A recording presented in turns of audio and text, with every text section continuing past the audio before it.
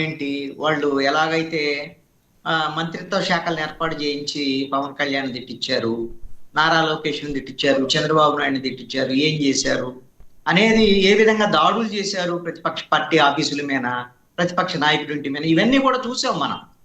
వాళ్ళు ఏ భాష ఏ స్థాయికి వెళ్ళింది, వాళ్ళ మంత్రులే కాదు, బోరుగడ్డ అనిల్ దగ్గర నుంచి అందరిని కూడా ప్రయోగించారు, అన్ని రకాల ప్రయోగాలు చేశారు. చేసిన తర్వాత ఏమైంది, ఆ ప్రయోగాల ఫలితం ఏమొచ్చింది? వాళ్ళు 151 నుంచి 175కి పోవాలనుకున్నారు, మధ్యలో 5 పోయి 11 మిగిలారు.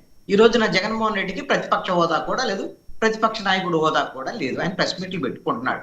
అసెంబ్లీకి పోవాలంటే ఇప్పుడు ఆయనకు ఆందోళనగా ఉన్నటువంటి పరిస్థితి.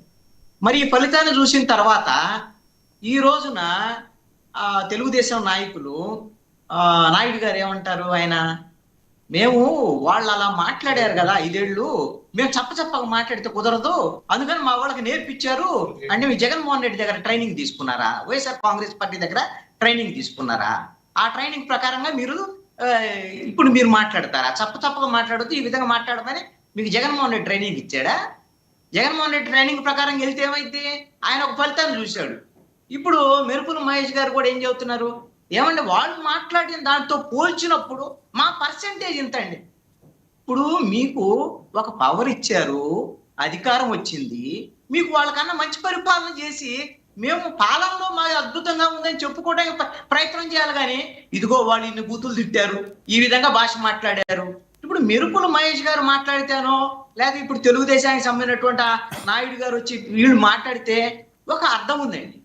నేరుగా పవన్ కళ్యాణే నేను నలిపేస్తా ఇవన్నీ మాట్లాడేటువంటి పరిస్థితి ఉంటే మీరు కౌంటర్లు వేయండి అని వాళ్ళని రెచ్చగొట్టేటువంటి పరిస్థితి ఉంటే, ఒక అదుపు లేనటువంటి జన సైన్యం అనమాట. వాళ్ళకి అదుపు ఉండదు, ఏముండదు.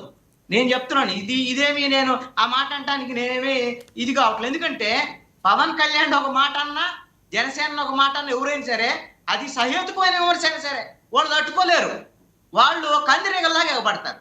మీరు సహేతుకమైనటువంటి విమర్శలు వచ్చినప్పుడు వాటికి సమాధానం చెప్పాల్సినటువంటి బాధ్యత రాజకీయ పార్టీకి ఉంటుంది. మీరు ప్రభుత్వం, ఈ రోజున డిప్యూటీ సీఎం, అదేవిధంగా మీరు ముఖ్యమంత్రి చంద్రబాబు నాయుడు, మీ ప్రభుత్వమే విమర్శలు చేస్తారు, వాటికి సమాధానాలు చెప్పాలి తప్ప మేము నలిపేస్తాం ఇదని. నేను ఒకటి అడుగుతానండి, పవన్ కళ్యాణ్ నలిపేస్తాను, అదేస్తాను, ఇదేస్తాను అని అంటే ఏం చేశారండి? నాకు అర్థం కాదు. ప్రతిపక్షంలో ఉన్నప్పుడు మాట్లాడాడు పవన్ కళ్యాణ్, అర్థం ఉంది. ఎందుకంటే ఆ రోజున చెప్పులు కూడా చూపించాడు. ఎందుకంటే ఆ రోజున అధికార పక్షం యొక్క దాడి, వాళ్ళ యొక్క అధికారం ఉంది కదా అనేటువంటి దాని మీద పవన్ కళ్యాణ్ మీద మాటలు దాడి చేశారు, అన్ని రకాల దాడి చేశారు, అతను బయటికి కూడా రాకుండా చేశారు, అనేక రకాలుగా అడ్డుకున్నారు. దాన్ని తట్టుకోలేక ఒక సందర్భంలో వెక్స్ అయ్యి బయటకు వచ్చి ఏదో ఒకటి మాట్లాడాడు, చెప్పులు చూపించాడు. ఆ రోజున యాక్సెప్టెన్స్ ఉండదు. ఈ రోజున నువ్వు డిప్యూటీ సీఎం కదా, నేను ఈ రోజు కూడా మాట్లాడతానంటే నేను ఒకటి అడుగుతానండి. ఈ పవన్ కళ్యాణ్ చాలా సందర్భాల్లో ఇప్పుడు ఆ కాకినాడ పోయి ద్వారంపూడి చంద్రశేఖర్ రెడ్డి గురించి ఎన్ని మాట్లాడాడు, మీరు ఎన్ని డిబేట్లు పెట్టారు, అసలు ఎన్ని రకాల సవాళ్ళు చేశాడు, ఏమైందండి? ఏమి నలిపేశాడని నేను అడుగుతున్నా. ద్వారంపూడి చంద్రశేఖర్ రెడ్డి ఈ మధ్య కాలంలో కూడా ఒక సవాల్ చేశాడు, దమ్ముంటే కేసులు పెట్టుకోండి, నా మీద అరెస్ట్ చేసుకోండి అని చెప్పాడు. ఇప్పుడు మీకు పవర్ ఉందిగా, మీరు తప్పులు చేశాడు, ఆయన బియ్యం తిన్నాడు, ఇతర దేశాలకు తరలించాడు, ఇవన్నీ చెప్పారా? మీరు ఏం చేశారు ద్వారంపూడి చంద్రశేఖర్ రెడ్డి అని? ఎందుకు ఈ సినిమా డైలాగులు? సినిమాలో చెప్పుకోండి, హరిహర వీరమాలు సినిమాలు ఏం చెప్పుకుంటారు, అది మీ సినిమాకు సంబంధించినటువంటి బయటకు వచ్చేందుకు కంటే డైలాగులు. అదే విధంగా పేరు నాని చాలా అన్నాడు వీళ్ళని. పవన్ కళ్యాణ్ ఇష్టం వచ్చినట్టు తిట్టాడు, ఇష్టం వచ్చినట్టు చేశాడు, దాన్ని ఎవడే యాక్సెప్ట్ చేయరు. కానీ పేరు నాని కూడా వీళ్ళు చాలా అన్నారు. కానీ నేను ఒకటి అడుగుతాను, పేరుని నాని వాళ్ళ అధికారం పోయిన తర్వాత మేము తప్పు చేశామని వాళ్ళు ఒప్పుకొని వాళ్ళు పెనాల్టీ కడితే, బియ్యానికి సంబంధించినటువంటి అక్రమాలకు సంబంధించినటువంటి వ్యవహారం జరిగితే, పేరుని నాని వాళ్ళ కుటుంబీకులకు సంబంధించినటువంటి విషయాల్లో ఎవరు సపోర్ట్ చేసింది? ఎవరు? ఇది మీ ప్రభుత్వం కాదా? ఏం పేరుని నాని ఏం చేశారు? మీరు ఊరికే డైలాగులు చెప్తారా? ఈ రోజున గంజాయి అని వీళ్ళిద్దరు మాట్లాడారు, తెలుగుదేశం వాళ్ళు, జనసేన వాళ్ళు. వైఎస్ఆర్ కాంగ్రెస్ పార్టీ అధికారం పోయి ఇప్పుడు 13 నెలలు అయింది. ఇప్పుడు గంజాయి అమ్ముతుంది ఎవరు, గంజాయిని సప్లై చేస్తుంది ఎవరు, దీనికి సంబంధించినటువంటి అదుపు చేయడానికి పోలీస్ శాఖ ఏం చేస్తుంది, మీరేం చేస్తున్నారు? నేను ఒకటి చెప్తాను, గంజాయి అనేటువంటిది ఎక్కడైతే పండిస్తారో పండించిన దగ్గర నుంచి మొదలుపెట్టి మీకు డెలివరీ అయ్యేంత వరకు కూడా జరిగేటువంటి పరిణామాల్లో పోలీసులు, రాజకీయ నాయకులు వీళ్ళ పాత్ర లేకుండా అసలు గంజాయి సరఫరా అనేది జరిగే పనే లేదు.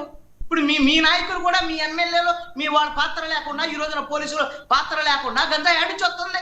13 నెలలైంది. ఇంకా జగన్మోహన్ రెడ్డి జపం చేస్తారంటే మేము తాట తీస్తాం. అసాంఘిక శక్తులు తాట తీయడానికే పోలీస్ శాఖ ఉంది. మీరు ఏం చేస్తున్నారు? కేసులు పెట్టండి, అరెస్టులు చేయండి, అది చెప్పండి. ఊరికే సినిమా డైలాగులు చెప్పడం కాదు.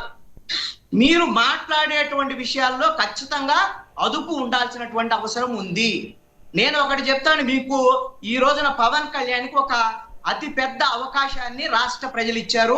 వాళ్ళకి 100% స్ట్రైకింగ్ రేటు, ఎన్ని పోటీ చేశారు అన్ని గెలిచారు, డిప్యూటీ సీఎం అయ్యాడు.